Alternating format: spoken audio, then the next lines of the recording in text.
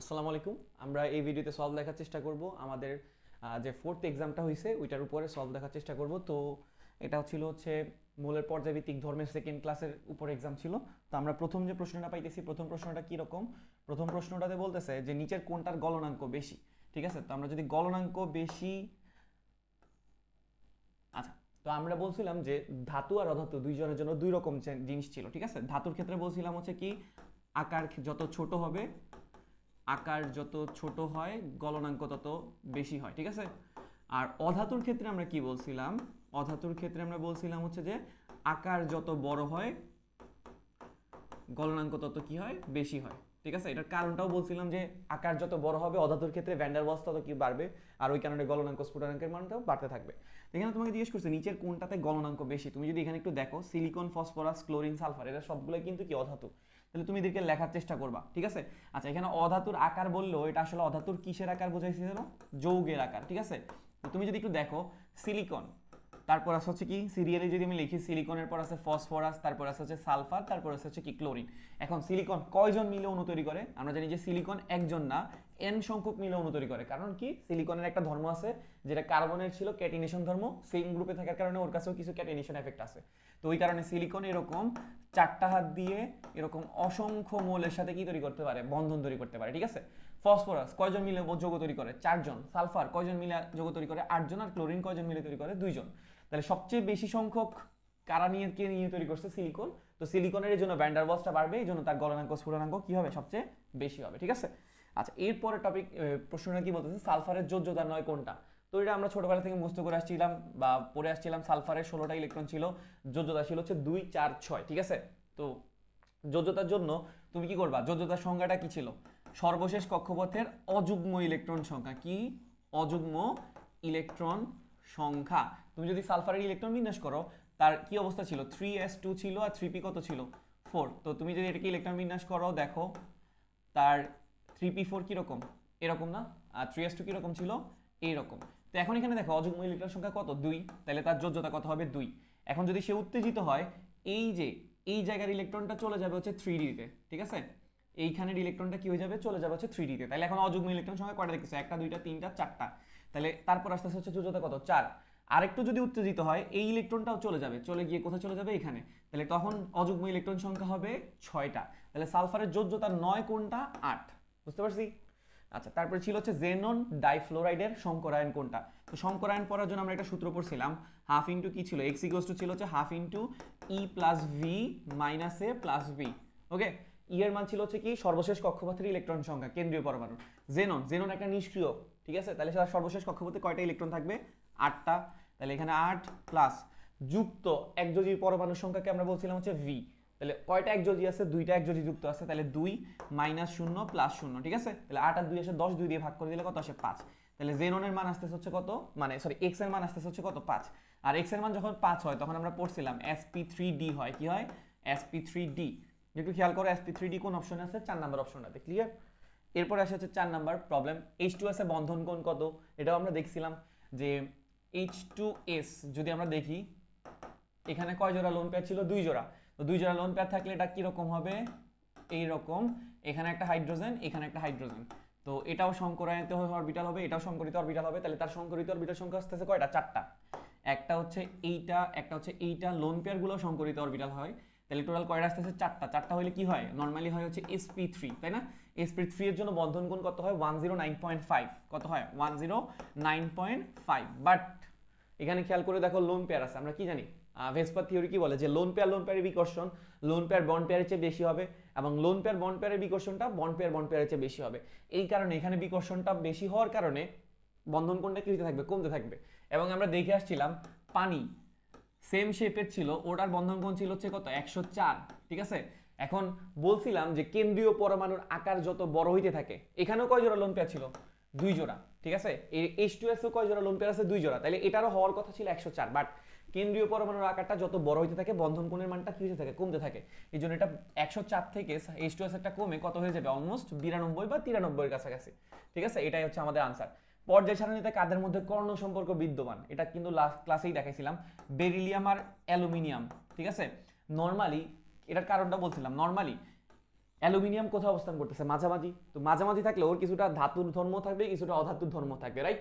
তো তাইলে এই কারণে ওর যে অক্সাইডটা হয় এটা কি হয়? উভধর্মী হয়, ঠিক আছে না? তো বেরিলিয়াম কিভাবে অবস্থিত? তুমি যদি পর্যায় সারণীটা চেক করো দেখবা যে অ্যালুমিনিয়ামের কোনাকুনি বরাবর অবস্থিত, ঠিক আছে? অ্যালুমিনিয়ামের একদম কোনা বরাবর পাশে। তাই এই দুইটার মধ্যে একটা সম্পর্ক আছে, এটাকে বলা হচ্ছে কর্ণ সম্পর্ক। এখন বেরিলিয়াম ক্ষারধর্মী হওয়ার কথা থাকলেও অক্সাইডটা ওর সাথে কর্ণ সম্পর্ক থাকার কারণে ওর অক্সাইডটাও কি ধর্ম? উভধর্মী দেখা যায়, ঠিক আছে? তো তাহলে কোনটার কর্ণ সম্পর্ক বিদ্যমান? বেরিলিয়াম আর অ্যালুমিনিয়াম। এরপরে যেটা আছে তোমাকে জিজ্ঞেস করছে নিচের কোনটা উভধর্মী অক্সাইড। বলছিলাম প্রায় 5 থেকে 7টার মতো উভধর্মী অক্সাইড আছে। তো এর মধ্যে একটা ছিল হচ্ছে কি জিঙ্কের অক্সাইড, ঠিক আছে? এছাড়া ছিল হচ্ছে অ্যালুমিনিয়ামের অক্সাইড, বেরিলিয়ামের অক্সাইড, তারপরে ছিল বোরনের অক্সাইড, তারপরে ছিল লেডের অক্সাইড, ঠিক আছে? জিঙ্কের অক্সাইড, ঠিক আছে?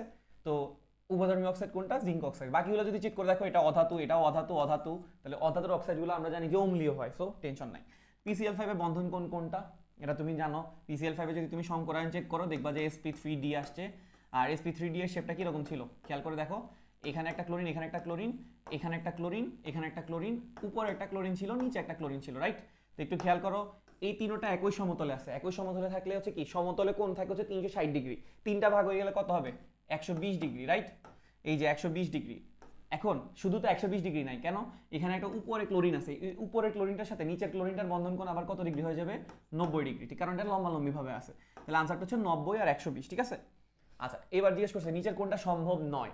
তুমি যদি চেক করে দেখো এখানে PCl5 আছে, PCl3 আছে, NCl5 আছে, NCl3 আছে, ওকে? তো একটু চেক করে দেখো নাইট্রোজেনের ইলেকট্রন বিন্যাস যদি করো কিরকম ছিল? 1s2 2s2 2p কত ছিল? 3 ছিল, রাইট? 2s এ দুইটা ইলেকট্রন ছিল, 2p তে কয়টা ইলেকট্রন ছিল? 3টা, ঠিক আছে? তো এখন যদি আমি নাইট্রোজেনকে উত্তেজিত করি, এই যে যুগ্ম ইলেকট্রনটা আছে এটা কি কখনো 2d তে যেতে পারবে? কারণ 2d তো অস্তিত্বই নাই, তাই না? তাহলে 2d তে যাইতে পারবে না। তো এখন যদি ক্লোরিন যুক্ত হওয়ার জন্য আসে, এখানে একটা ক্লোরিন আসতে পারবে, এখানে একটা ক্লোরিন আসতে পারবে, এখানে একটা ক্লোরিন আসতে পারবে, বাট আর তো কোথাও ক্লোরিন আসতে পারবে না। তাইলে NCl3টা পসিবল, ঠিক আছে? কিন্তু NCl5 কখনোই পসিবল না। তুমি যদি চেক করে দেখতে চাও ফসফরাস, ফসফরাস হলো সেম অবস্থা, তার 3s এ দেখবা যে 3s আছে 3p আছে এরকম, ঠিক আছে? এখন যখন ফসফরাসটা উত্তেজিত হবে তখন তার কিন্তু 3d অ্যাভেলেবেল, তখন সে কি হয়ে যাবে? এই অযুগ্ম ইলেকট্রনটা কোথায় চলে যাবে? 3d তে চলে যাবে। তখন ক্লোরিন চাইলে 3টাও আসতে পারবে, আবার যখন অযুগ্ম হয়ে যাবে 5টাও আসতে পারবে। এই জন্য এটা পসিবল, এটা পসিবল, এটা পসিবল, বাট NCl5টা পসিবল না। NCl3 PCl3 আর PCl5 পসিবল। ক্লোরিন একটা কি? এখন এই জিনিসগুলো যদি আমরা জানতে হয় তাহলে আমরা অবশ্যই পোলারিটি চেক করা লাগবে। তো ক্লোরিনের পোলারিটি কেমনে বোঝা যায়? পোলারিটি বোঝা যায় হচ্ছে কি তড়িৎ ঋণাত্মকতার পার্থক্যের উপরে, ঠিক আছে? তো ক্লোরিনের তড়িৎ ঋণাত্মকতা কত ছিল? 3.5, ঠিক আছে? এখন এখানে ক্লোরিন কার সাথে বন্ড তৈরি করছে? Cl2, মানে আরেকটা ক্লোরিনের সাথে। তাহলে ওইটারও তড়িৎ ঋণাত্মকতা 3.5, তাহলে তড়িৎ ঋণাত্মকতা পার্থক্য কত আসতেছে? 0। আর যখন এটা 0 হয় তখন এটাকে আমরা বলি হচ্ছে বিশুদ্ধ সমযোজী, ওকে? তারপরে আসো নিচের কোনটাতে পোলারিটি সবচেয়ে বেশি। এটা অলরেডি বলা আছে যে তড়িৎ ঋণাত্মকতার পার্থক্য যত বেশি হবে পোলারিটি তত কি হবে? বেশি হবে, রাইট? তো তাহলে তুমি যদি এখানে তড়িৎ ঋণাত্মকতা পার্থক্য চেক করো, হাইড্রোজেনের হচ্ছে কত? 2.1, ফ্লোরিনের হচ্ছে কত? 4.1, তাহলে 4.1 মাইনাস 2.1 আসতেছে অলমোস্ট 2। আর HCl এটা যদি চেক করো, ঠিক আছে? ক্লোরিন আছে কত? 3.5 আর হাইড্রোজেন আছে হচ্ছে 2.1, তাহলে দাঁড়াইতেছে হচ্ছে কত? 1.4। তো বাকিগুলো তুমি চেক করে দেখবা, এটা হবে হচ্ছে কি 3 মাইনাস 2.1, আর হাইড্রোজেন আয়োডাইডটা হবে 2.8 মাইনাস 2.1। তাহলে সবচেয়ে বেশি তড়িৎ ঋণাত্মকতার পার্থক্য কোনটাতে আসতেছে? HF এ, তাই এটা হচ্ছে কি সবচেয়ে বেশি পোলারিটি। H2 এর আকৃতি কিরকম? একটু আগে দেখাইছি, অক্সিজেন, দুই পাশে দুইটা হাইড্রোজেন, এখানে একটা লোন পেয়ার, এখানে একটা লোন পেয়ার। তো এটা শেপটাকে বলা হচ্ছে ভি শেপ। কি শেপ? ভি শেপ, ওকে? তারপরে হচ্ছে কি নিচের কোনটাতে বন্ধন কোণ সবচেয়ে কম? খেয়াল করো CH4, এখানে সবগুলা যতগুলো আছে সবগুলাই কিন্তু কি সংকরিত? তুমি যদি চেক করে দেখো sp3 সংকরিত অরবিটাল, রাইট? তো এখন খেয়াল করো CH4 এটা sp3 সংকরিত, তাহলে এটা বন্ধন কোণ কত হবে? 109.5। এখন অ্যামোনিয়াতে এক জোড়া লোন পেয়ার আছে, লোন পেয়ার থাকলে বন্ধন কোণ কমা শুরু করে, কত হবে? 107, ঠিক আছে? H2O এটাতে দুই জোড়া লোন পেয়ার আছে, এটা আমরা মাত্র দেখে আসছি, কত হয়? 104.5 বা এরকম কিছু। এখন খেয়াল করো PH3 এটাতেও কিন্তু এক জোড়া লোন পেয়ার আছে, বাট এটা অ্যামোনিয়ার সাথে বন্ধন কোণটা মিলবে না, কেন? কারণ NH3 আর PH3 এর মধ্যে পার্থক্য হচ্ছে এখানে কেন্দ্রীয় পরমাণুর আকারটা বড় হয়ে গেছে। কেন্দ্রীয় পরমাণুর আকারটা যত বড় হইতে থাকে বন্ধন কোণের মানটা তত কমতে থাকে। তাহলে PH3 তে বন্ধন কোণটা চলে আসবে হচ্ছে অলমোস্ট 97 বা 96 ডিগ্রির মতো। তাহলে সবচেয়ে কম বন্ধন কোণ কোথায় অবস্থান করতেছে? PH3 তে, ঠিক আছে? তারপর নিচের কোণটা সঠিক, ওকে? তো প্রথম অপশনটা বলতেছে ধাতব ব্যাসার্ধ সমযোজী ব্যাসার্ধের চেয়ে 10 থেকে 20% বেশি। তো আমরা ধাতবগুলো বলছিলাম যে ব্যাসার্ধ জিনিসটা কি ছিল, আন্তঃনিউক্লিয়ার দূরত্বের অর্ধেককে কি বলে ব্যাসার্ধ, এটা ছিল ধাতব বন্ধন। আর সমযোজী বন্ধনে কি ছিল, ওভারল্যাপ করতেছিল। তো এখন যদি তুমি এখানে কেন্দ্রের দূরত্বকে 2 দিয়ে ভাগ করে, এখানে কেন্দ্রের দূরত্বকে 2 দিয়ে ভাগ করে, এটা সবসময় বড় আসবে, কারণ এটা পাশাপাশি আছে আর এটা একটা ওভারল্যাপ করে ফেলছে। তো এই জন্য ধাতব ব্যাসার্ধটা কি হবে, সবসময় বড় হবে কত থেকে কার থেকে, সমযোজীর চেয়ে। এবং কত পার্সেন্ট বেশি হবে, 10 থেকে 20% বেশি। আচ্ছা, তারপরে আকারের দিক থেকে কোনটা বড়, তুমি যদি এগুলাকে দেখতে চাও, n3 মাইনাস, ঠিক আছে, n3 মাইনাস, সরি 3 মাইনাসটা এই উপরে হবে, 3 মাইনাস, আর বাকি আছে হচ্ছে কি O2 মাইনাস, F মাইনাস, আর হচ্ছে কি নিয়ন। ওকে, তো একটু এটা বোঝার জন্য তোমার হচ্ছে কি করা লাগবে, এখানে কয়টা ইলেকট্রন কয়টা প্রোটন আছে এটা একটু দেখা লাগবে। এখানে দেখো 7টা প্রোটন আছে, 10টা ইলেকট্রন আছে, রাইট।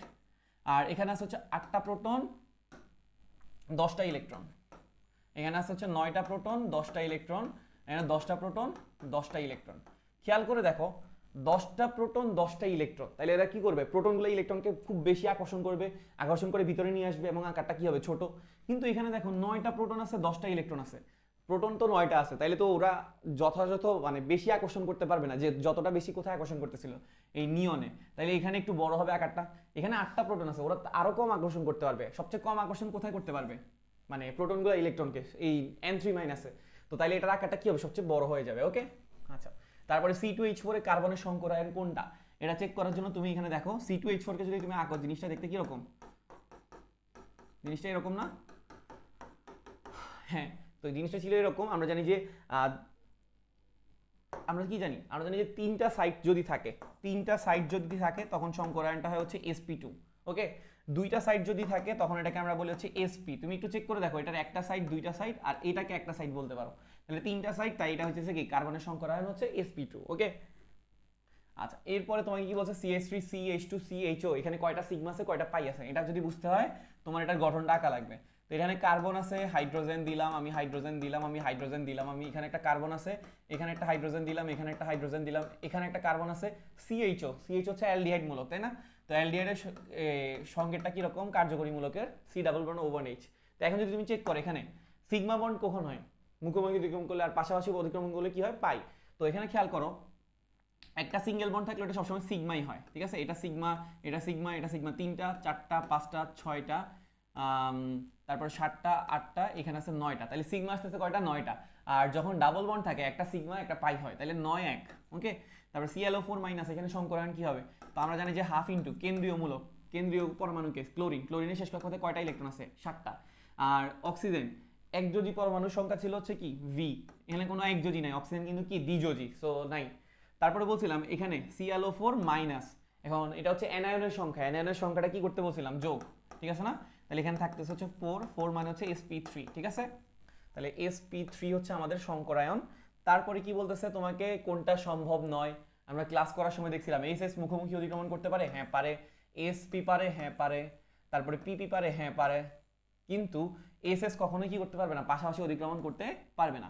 নিচের কোনটাতে sp3d3 সংকরায়ন বর্তমান, তো এটা ক্লাসে লাস্টের দিকে বলে দিয়েছিলাম IF7। এটাকে তুমি যদি বের করতে চাও সংকরায়ন, এখানে আয়োডিন হচ্ছে কেন্দ্রীয় পরমাণু, যেহেতু সে হ্যালোজেন, তার শেষ কক্ষপথে কয়টা ইলেকট্রন থাকবে, 7টা।